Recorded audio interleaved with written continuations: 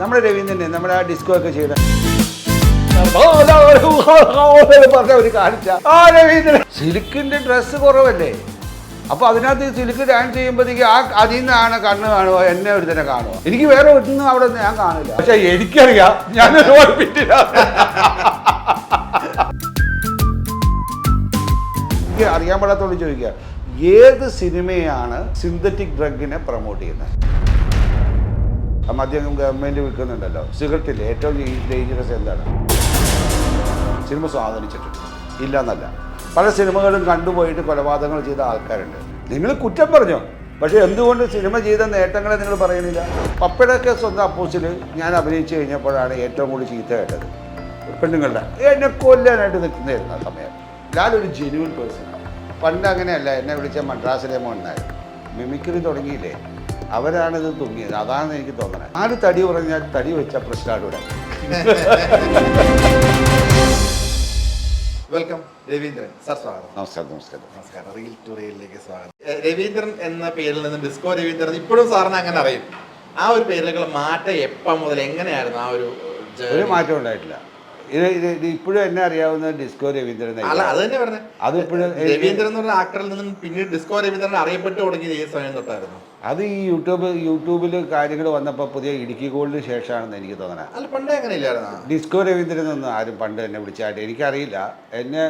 ഞാൻ ഡാൻസ് ചെയ്യുന്നതിനകത്തേക്ക് എന്നെ ഉണ്ട്.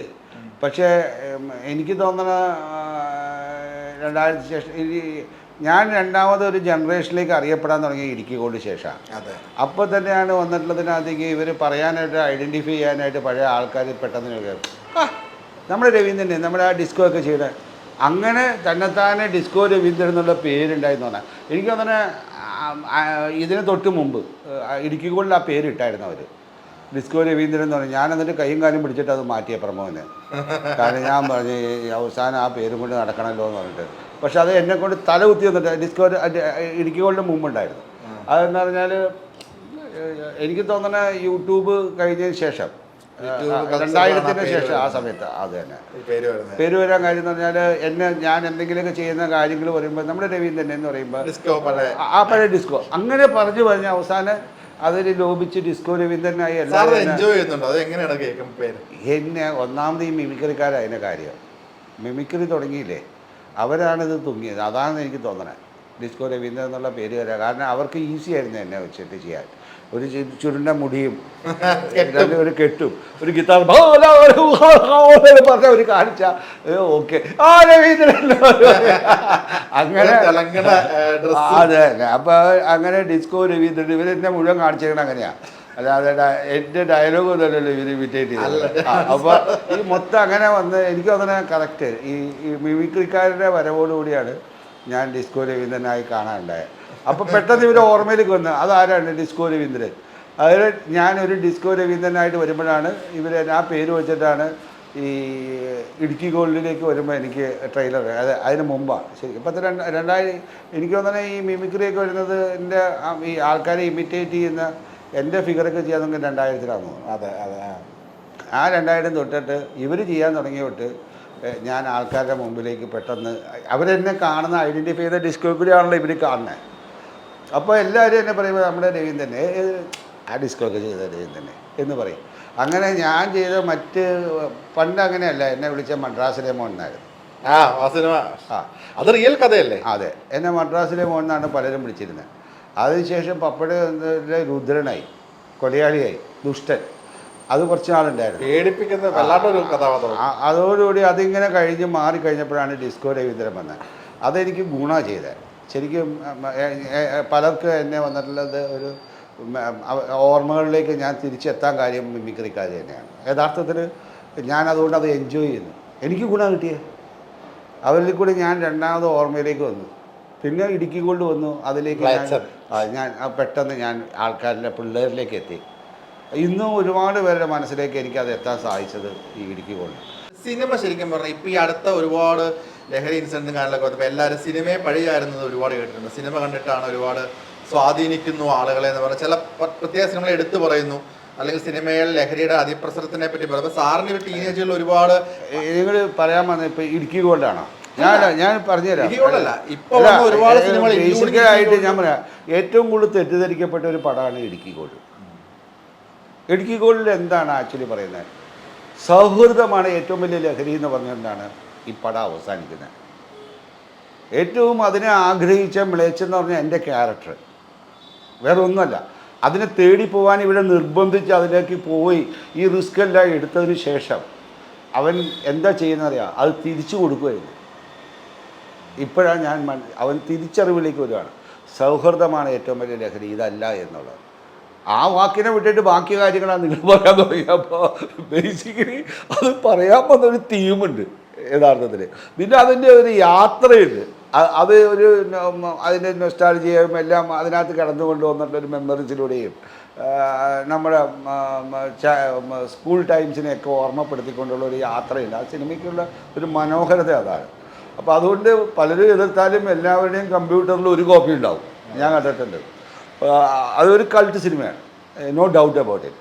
പക്ഷേ അതാ ഞാൻ പറഞ്ഞത്, ഈ നമ്മൾ യഥാർത്ഥമായിട്ട് തെറ്റിദ്ധരിക്കുകയാണ്. സിന്തറ്റിക് ലഹരി അല്ല അത്. ആ സിനിമ മാത്രമല്ല, ഓവറോൾ ഇപ്പം ഇറങ്ങുന്ന ഒരുപാട് സിനിമകളെ കണക്ട് ചെയ്തിട്ടുള്ള ആളുകൾ പറയുന്ന സിനിമ ഒരുപാട് യുവതലമുറ ഇപ്പോഴത്തെ ഒരു ജനറേഷനെ സ്വാധീനിക്കുന്നുണ്ട്. വയലൻസ്, ലഹരി, ഇതൊക്കെ ഗ്ലോറിഫൈ ചെയ്യപ്പെടുന്ന സിനിമകൾ മൂലമാണ് ഒരുപാട് ഡിബേറ്റ്സ് നടക്കുന്നുണ്ട് ഇപ്പോൾ. ഇല്ല, ഇതിനൊരു പേര് മാത്രമാണ് ഇടുക്കിക്കുള്ളൂ. ഞാൻ അതിനകത്തൊരു കാര്യം പറഞ്ഞുതരാം. യഥാർത്ഥത്തിൽ സിന്തറ്റിക് ഡ്രഗ്സ് പ്രൊമോട്ട് ചെയ്യുന്ന സിനിമകൾ എനിക്കുണ്ടെന്ന് എനിക്ക് തോന്നണില്ല. ഒരു ഹീറോയും സിന്തറ്റിക് ഡ്രഗ്സ് ഉപയോഗിച്ചുകൊണ്ട് വന്ന് അവൻ ഹീറോയിസം കാണിക്കുന്നതായിട്ടൊന്നും കാണിക്കുന്നില്ല. അതിനകത്തേക്കുള്ളവനെ അവനെ ഇല്ലാതാക്കാൻ ശ്രമിക്കുന്ന ഹീറോയിനെയാണ് ഞാൻ കണ്ടേക്കണേ അതിനകത്തേക്ക്. അത് നാട്ടിലുള്ളൊരു കാര്യത്തിന്, അതാണ് നമുക്ക് ചുറ്റും നടക്കുന്ന കാര്യങ്ങളെ കാണിക്കുകയാണല്ലോ സിനിമയുടെ ദൗത്യം. അപ്പോൾ അതിനകത്ത് അത് ചിലപ്പോൾ വന്നിട്ടുള്ളത് ഡ്രമാറ്റൈസ് ചെയ്ത് കാണും, കുറച്ച് അധികമായിട്ട് കാണിച്ച് കാണും. അല്ലെങ്കിൽ എക്സാജറേറ്റഡ് ആയിട്ട് കാണിച്ച് കാണും എന്ന് ആക്ച്വലി ഞാൻ അധികം ഉപയോഗിക്കുന്നത് എക്സാജറേറ്റഡാണ് ഞാൻ ഉദ്ദേശിക്കുന്നത്. അതായിട്ട് ആ പറയുന്ന സീക്വൻസുകൾ കാണിച്ചിട്ടുണ്ടാവാം. പക്ഷേ അതല്ലാതെ വന്നിട്ടുള്ളത് വേറെ ഒന്നും അല്ലല്ലോ.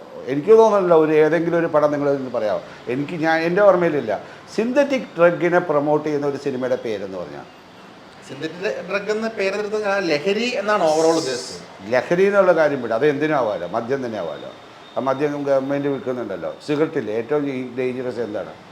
ഏറ്റവും ഡേഞ്ചറസിനകത്തേക്ക് സിന്തറ്റിക് ഡ്രഗ്സ്, സിഗരറ്റ്, മദ്യം, ഇത് മൂന്നും വന്നിട്ടുള്ള നിങ്ങൾ ഏതിനെയാണ് ഉദ്ദേശിക്കുന്നത്? ഇപ്പോൾ സ്പിരിറ്റ് എന്ന് പറഞ്ഞൊരു സിനിമ ഉണ്ടായിരുന്നു വന്നിട്ട്, അത് മദ്യത്തിനെതിരായിരുന്നില്ലേ? പിന്നെന്താ?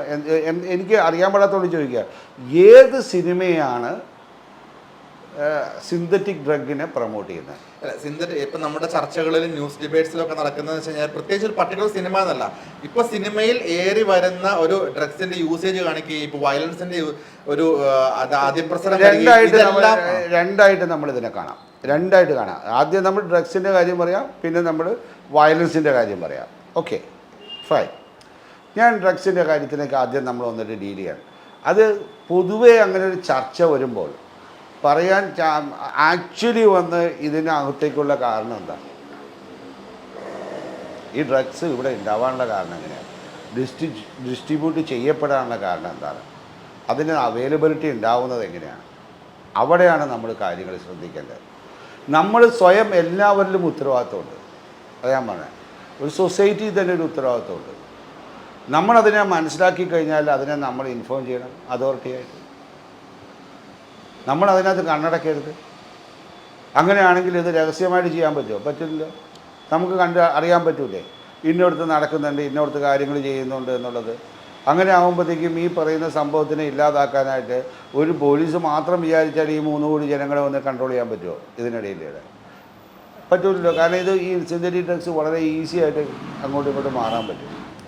അപ്പോൾ അത് വളരെ there is actually A movement toward against it. പിന്നെ ചർച്ചകളിൽ ഇതിന് സിനിമേനെ പറയുന്നു എന്നുള്ളത് അത് ഓരോരുടെ കോൺസെപ്റ്റാണ്, നമുക്കൊന്നും ചെയ്യാൻ പറ്റില്ല. അത് അവരങ്ങനെ പറഞ്ഞു പോകും. അതിപ്പോൾ നമ്മൾ ഒന്നടങ്കം കാടടിച്ച് വഴിവെക്കുന്ന പോലെ അവർക്ക് വന്ന് പറയാൻ കിട്ടിയേക്കുന്ന ഒരു സംഭവം സിനിമയാണ്. ഇതിനു മുമ്പ് ഇല്ലാത്ത പോലെ ഞാനതാ പറഞ്ഞത്, സിനിമ എന്ന് പറയുന്ന ഒരു കാര്യം ഒരുപാട് ഗുണങ്ങൾ ചെയ്തിട്ടുള്ള കാര്യങ്ങളെല്ലാം മറന്നു പോകാണ്. നമുക്കുണ്ടാകുന്ന പല അറിവുകളും നമ്മൾ സിനിമയിൽ നിന്ന് നമ്മൾ ഉണ്ടാക്കുന്നുണ്ട്.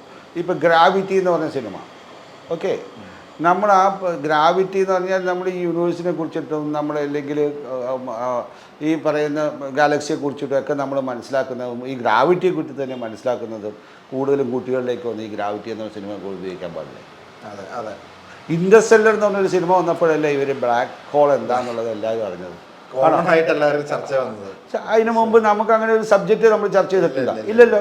അപ്പോൾ പിന്നെ നിങ്ങൾ ആ ഒരു വശം സിനിമ വന്ന് നമുക്ക് പല അറിവുകളും നേടിയിട്ടുണ്ടെന്നുള്ളത് ഏതെങ്കിലും ഒരു ചർച്ച നിങ്ങൾ കണ്ടിട്ടുണ്ടോ? ഇല്ല. അതെന്താണ്? അതെന്തുകൊണ്ടാണ് നിങ്ങൾ ചെയ്യാത്തതെന്ന് ഞാൻ ചോദിക്കണേ. നിങ്ങൾ കുറ്റം പറഞ്ഞോ, പക്ഷേ എന്തുകൊണ്ട് സിനിമ ചെയ്ത നേട്ടങ്ങളെ നിങ്ങൾ പറയണില്ല? അതെപ്പോഴും എല്ലാ കാര്യത്തിലും അങ്ങനെയാണല്ലോ, നല്ലതാരും കാണില്ലല്ലോ. അല്ല അത് തന്നെ അല്ല, ഞാനതിന് ജനറലൈസ് ചെയ്യുന്നില്ല. ഇതെന്നു പറഞ്ഞാൽ നമ്മുടെ പെർസ്പെക്റ്റീവാണ്.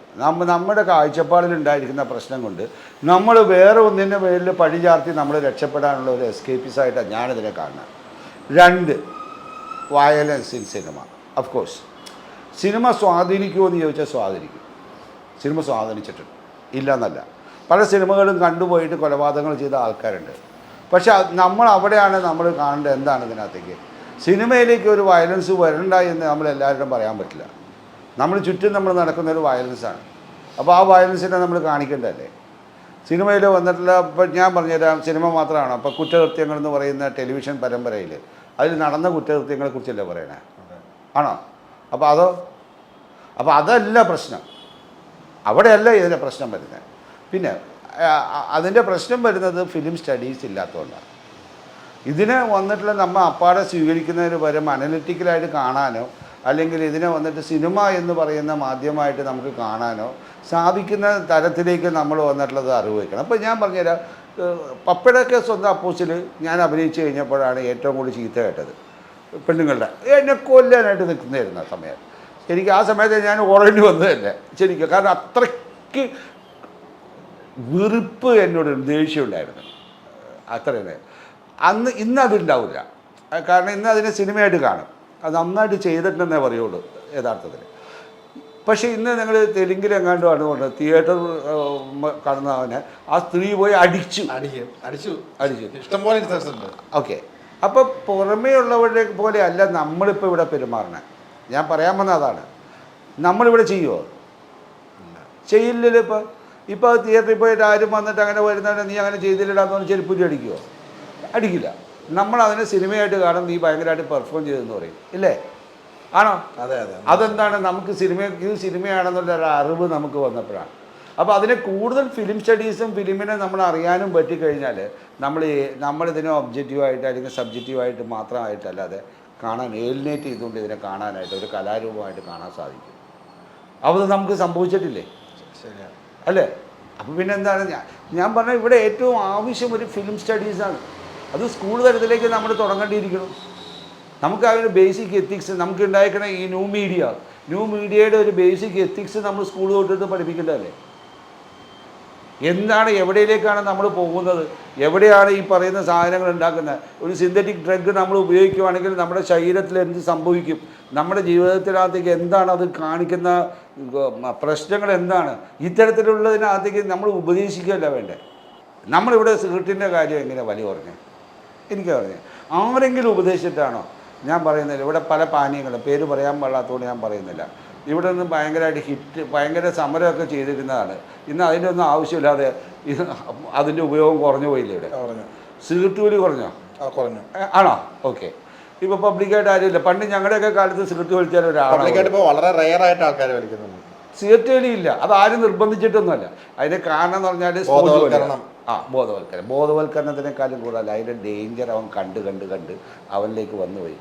ഇത് ഭയങ്കര പ്രശ്നം ഉണ്ടാക്കുന്നുണ്ട്. ഇപ്പോൾ യഥാർത്ഥത്തിൽ നിങ്ങൾ നോക്കിക്കഴിഞ്ഞ് കഴിഞ്ഞാൽ പാൻ പരാഗ് കൊടുത്ത് അല്ലെങ്കിൽ മറ്റുള്ള സാധനങ്ങൾ ഒക്കെ കുറഞ്ഞു പോയി നമ്മുടെ ആൾക്കാരുടെ ഉപയോഗം. ഓൺലി ബംഗാളികളിലാണ് നിൽക്കണേ. അവർക്ക് മാത്രമേ ഇതിനെക്കുറിച്ച് അറിയാത്തുള്ളൂ.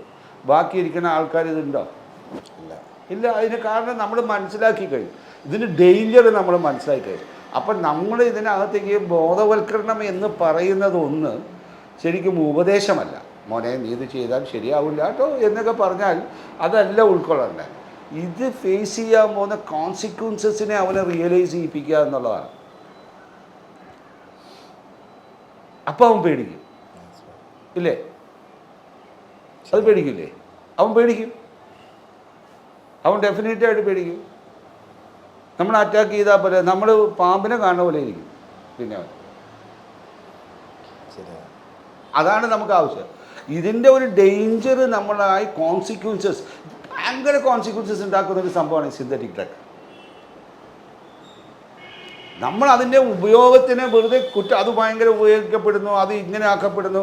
എന്താണ് നമ്മൾ അതിനകത്ത് ചെയ്യേണ്ടതിനകത്തുള്ള പരിപാടി? അതിനെ ഇല്ലാതാക്കാനായിട്ടെന്ന് പറഞ്ഞാൽ ആവശ്യക്കാരെ ഉണ്ടാക്കാതാക്കുക എന്നുള്ളതാണ് നമ്മൾ ആദ്യം ചെയ്യേണ്ട ഒരു കാര്യം. അപ്പോൾ തന്നെത്താൻ ഇത് കൊഴിഞ്ഞു പോകും. നമ്മൾ അതിനോടൊപ്പം തന്നെ പാരലായിട്ട് ഇതിനകത്ത് വിൽപ്പനക്കാരെ പിടിച്ചെടുക്കുക എന്നുള്ളതിനോടൊപ്പം തന്നെ ആവശ്യക്കാരെ ഇല്ലാതാക്കുക എന്ന് പറയുന്ന ഒരു പ്രക്രിയ കൂടെ നമ്മൾ ആവശ്യം. ആവശ്യക്കാരുണ്ടെങ്കിൽ നിങ്ങൾ എത്ര തന്നെ നിങ്ങൾ ശ്രമിച്ചാലും വന്നിട്ടുള്ളതിനകത്തേക്ക് അത് ഇൻഫിൽട്രേറ്റ് ചെയ്യും. ഈ സാർ പപ്പട സന്താപ്പത്തിന് ശേഷം ഒരു ബ്രേക്ക് എടുക്കുന്നു, പിന്നീട് വീണ്ടും ചെറിയ വേഷങ്ങളിൽ വന്നിട്ട് പിന്നീട് ഇടുക്കി ഗോൾഡ് വരുന്നു, പിന്നീട് അങ്ങോട്ട് കുറച്ചധികം വലിയ വേഷങ്ങളിലേക്ക് തിരിച്ചു വരുന്നു, ലാലേട്ടന് വേണ്ടിയിട്ടൊരു കഥ എഴുതുന്നു.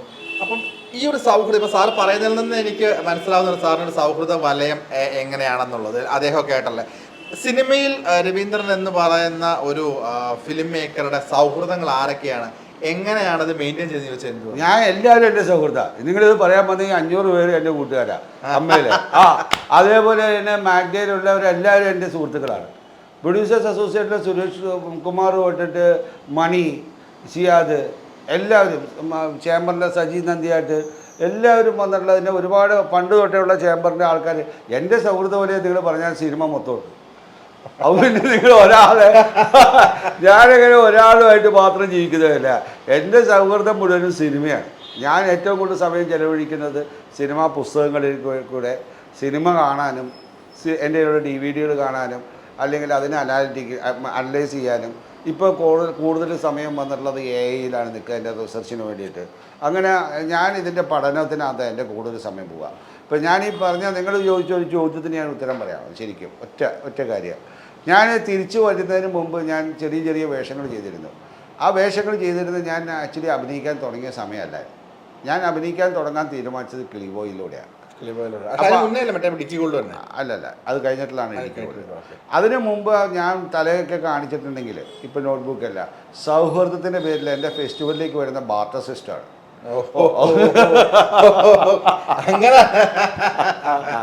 ഇവരെൻ്റെ ഫെസ്റ്റിവലിലേക്ക് പങ്കെടുക്കുന്നു.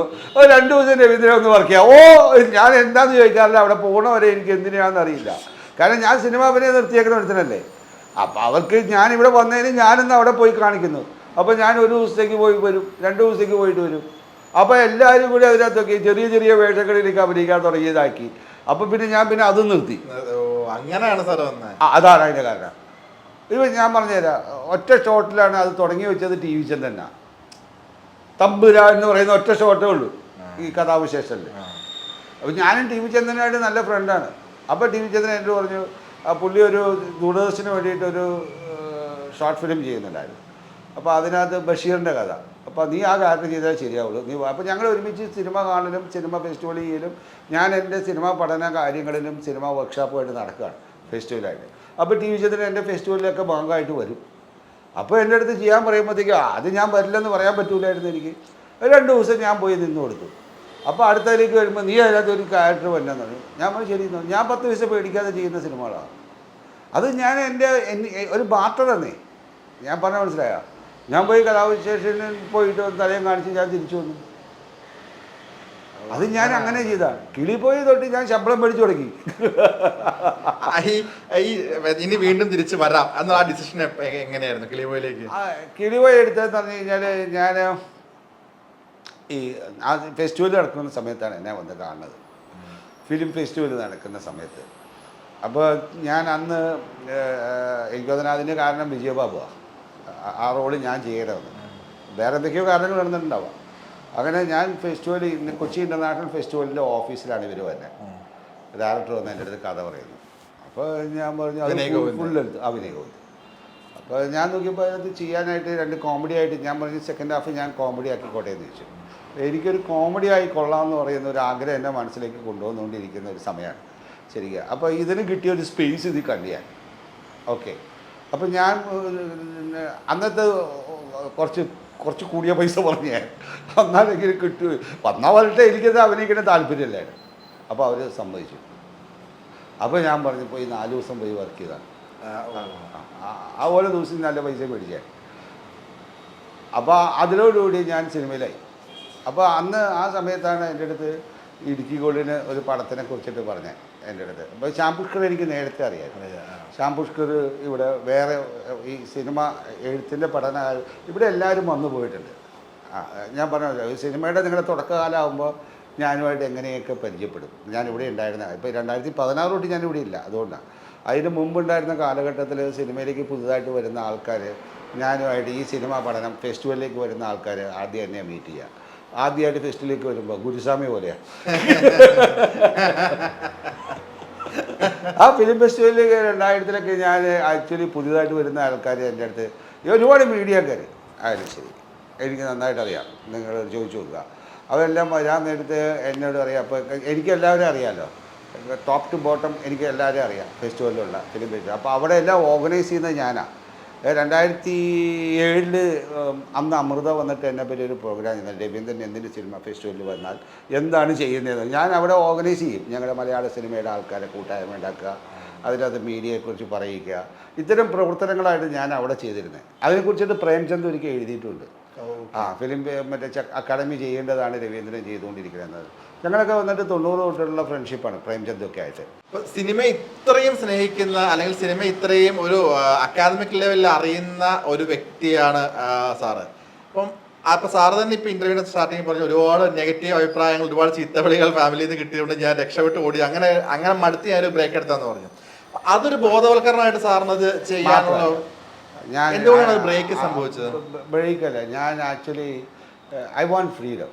ഞാനൊരു സിനിമ അഭിനയത്തിലൂടെ ഞാൻ നിൽക്കുന്ന ഇൻഡസ്ട്രി ഒരു സ്റ്റാർഡം ബേസ്ഡ് ആണെങ്കിൽ അതിൽ നിൽക്കുക എന്ന് പറയുന്നത് ഒരു പ്രത്യേക ടെൻഷനാണ്. ചിലർക്ക് മാത്രം മോഹൻലാലിനൊക്കെ ഭാഗ്യമുണ്ട്, രജനീകാന്തിന് ആ ഭാഗ്യമുണ്ട്. ബാക്കി എല്ലാ ആർട്ടിസ്റ്റുകളും വന്നിട്ടുള്ളതിനകത്ത് വീർപ്പ് കൂട്ടിയിട്ടാണ് എന്നാൽ അതിനെ നിലനിർത്താനായിട്ട്. ഇവൻ കമൽഹാസൻ വരെ എനിക്കറിയാം. അങ്ങനെയാണ് നിലനിർത്താൻ ഭയങ്കര ബുദ്ധിമുട്ടാണത്, അതിനെ മെയിൻറ്റെയിൻ ചെയ്യുക എന്ന് പറയുന്നത്. ചിലർക്ക് താനെ കിട്ടും, മനസ്സിലായില്ലേ? അത് താനെ വരും. ബാക്കി എല്ലാവരും വന്ന് അവരെ നിലനിർത്താനായിട്ട് അവർ അതിനകത്ത് പാടുപെട്ടല്ലേ നിർത്തിയേക്കണേ. അത്ര എഫേർട്ട് എടുക്കണം. നമുക്ക് ഭയങ്കരമായിട്ട് കോൺസെൻട്രേറ്റ് ചെയ്യേണ്ടി വരും. I'm not good at it. Stress മാത്രമല്ല, I'm not good at it. I'm good at it something else actually. ഞാൻ കൂടുതലും അക്കാഡമിക്കൽ കാര്യങ്ങളെ പഠിക്കാനും അതിനെ വിശകലനം ചെയ്ത് കാണാനും എനിക്ക് പുതിയ പുതിയ കാര്യങ്ങളിലേക്ക് പോകുന്നതിനകത്തേക്ക് താല്പര്യമുണ്ടായിരുന്നു. അപ്പോൾ ഞാൻ അതിനകത്ത്, കാരണം ആ സമയത്ത് ഒരു കോർപ്പറേറ്റ് മൂവ്മെൻ്റ് ഇവിടെ, കോർപ്പറേറ്റ് എന്ന് പറയുന്ന ഒരു സാധനം വരുന്ന 90s ആണ് ആക്ച്വലി. ബിസിനസ് വേൾഡ് എന്നൊക്കെ പറഞ്ഞ മാഗസീൻസ് ഭയങ്കര പോപ്പുലറായിക്കൊണ്ടിരിക്കുന്ന ഒരു കാലഘട്ടമാണ് ആക്ച്വലി അന്ന്. ഒറ്റ മാഗസീനുള്ളൂ. അപ്പോൾ അങ്ങനെ ഞാൻ നോക്കിയപ്പോൾ ടാറ്റ ബിർള എന്നീ കമ്പനിയുടെ വൈസ് പ്രസിഡൻ്റൊക്കെ ആയിട്ട് എനിക്ക് ബന്ധപ്പെട്ട് വർക്ക് ചെയ്യാൻ, കോർപ്പറേറ്റ് ലെവലിൽ എനിക്ക് മൂവ് ചെയ്യാനുള്ളൊരു അവസരം കിട്ടാനായിട്ട് കിട്ടിയപ്പോൾ ഞാൻ പിന്നെ ഇതിലേക്ക് തിരിഞ്ഞു നോക്കുകയല്ലേ ഇത്. I wanted to take another journey. Sir ഇപ്പോൾ സംസാരത്തിനിടയ്ക്ക് സാറ് പറഞ്ഞോട്ടെ ഡാൻസിന്റെ കാര്യം കമൽ സാറിന്റെ കൂടെയാണെങ്കിലും ലാലേട്ടൻ്റെ കൂടെയാണെങ്കിലും നമ്മൾ ഒട്ടും പിന്നോട്ട് പോകില്ല എന്ന് പറഞ്ഞു. അപ്പോൾ ഈ ഞാൻ അങ്ങനെയല്ല, ഞാൻ പിന്നോട്ട് പോകില്ല എന്നല്ല, പിന്നോട്ട് ഡെഫിനറ്റ് ആയിട്ട് നോക്കിക്കഴിഞ്ഞ് കഴിഞ്ഞാൽ പെട്ടെന്ന് പ്രത്യക്ഷത്തിൽ നിങ്ങൾക്ക് അങ്ങനെ കണ്ടുവെത്താൻ പറ്റില്ല. കണ്ടു നോക്കുക. പക്ഷെ എനിക്കറിയാം ഞാൻ ഒരുപാട് പിന്നില്ല. ഞാൻ പറഞ്ഞ നിങ്ങൾ പോയിന്റ് മനസ്സിലായില്ല. എനിക്ക് സ്വയം ബോധമുണ്ട്, കണ്ടുപിടിക്കാൻ പറ്റില്ല. അത് ഞാൻ ചെയ്യും, അതെനിക്കറിയാം. കാരണം ഞാൻ സ്വയം ബോധം എനിക്ക് അതിൻ്റെ സ്ട്രാറ്റജി ഉണ്ടാവും. ഞാൻ ഏറ്റവും കൂടുതൽ വിഷമിച്ചത് സിൽക്കിൻ്റെ കൂടെ ചെയ്യുമ്പോഴാണ്.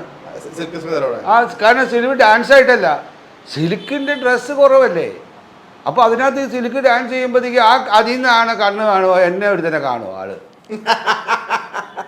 ഞാൻ ലൊക്കേഷനിൽ തന്നെ പെട്ടിട്ടുണ്ട്. നമ്മൾ റിഹേഴ്സൽ നിൽക്കുമ്പോൾ പുള്ളിക്കാരത്തി ഇതൊക്കെ ഇട്ടിട്ട് ചെയ്യും. അവള് ഊരിക്കഴിഞ്ഞാൽ ഇങ്ങനെ നോക്കിക്കൊണ്ടിരിപ്പുണ്ട. നമുക്ക് കലിയൊരു ഭയങ്കരമായിട്ട് വന്നിട്ട് നമ്മൾ അപ്പം പിന്നെ ഞാൻ അവരുടെ പടം കണ്ട എന്നെ കാണും. അപ്പം ഞാൻ ഡബിൾ ചെയ്യും മൂവ്മെൻറ്റ്.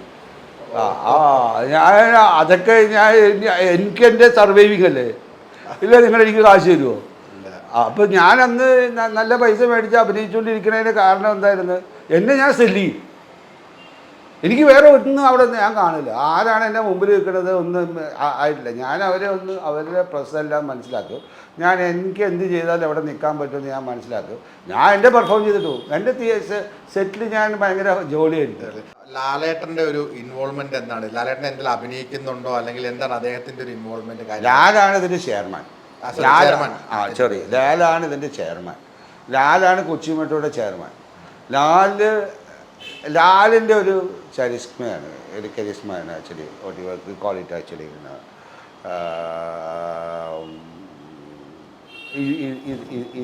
ഇതിൻ്റെ ശക്തി യഥാർത്ഥത്തിൽ മനസ്സിലായില്ല. ഞാനത് തുറന്നു പറഞ്ഞുതരാം. എല്ലാവർക്കും ഇഷ്ടമുള്ള ഒരാളാണ് ഇന്ന് നമ്മുടെ ഇൻഡസ്ട്രിയിൽ. നിങ്ങൾ ശ്രദ്ധിച്ചിട്ടുണ്ട് ആക്ച്വലി, ലാല് തടി പറഞ്ഞാൽ തടി വെച്ച പ്രശ്നമാണ് ഇവിടെ. അല്ലേ? അതാണ് ലാലിന് അത്ര ഇഷ്ടമാണ്. അങ്ങനെയാണ് അത് ഭയങ്കര ഒബ്സർവേഷൻ ആണോ? കറക്റ്റാ. നിങ്ങൾ വേറെ എവിടെ നിങ്ങൾ കണ്ടങ്ങനെ? ഇല്ല ഇല്ല. ഉണ്ടോ? തടി വെച്ചേ ആ പ്രശ്നമാണ്. സ്നേഹമാണ്. അതാണ്, അത്രയ്ക്ക് സ്നേഹമാണ്. ഞങ്ങൾ ഒരുമിച്ച് വന്നതല്ലേ, ഞാൻ കണ്ടിട്ടുണ്ട്.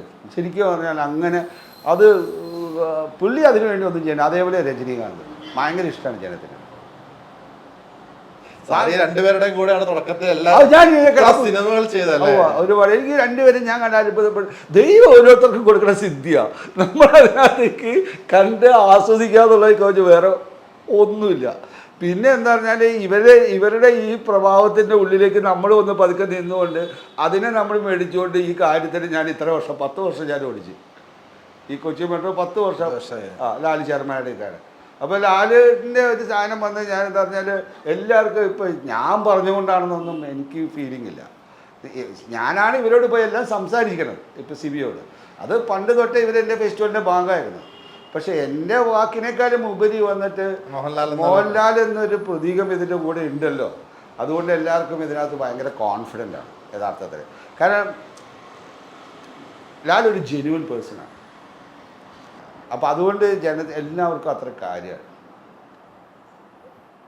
അതുകൊണ്ട് തന്നെ ഇത് ഭയങ്കര വിജയമായിരിക്കും.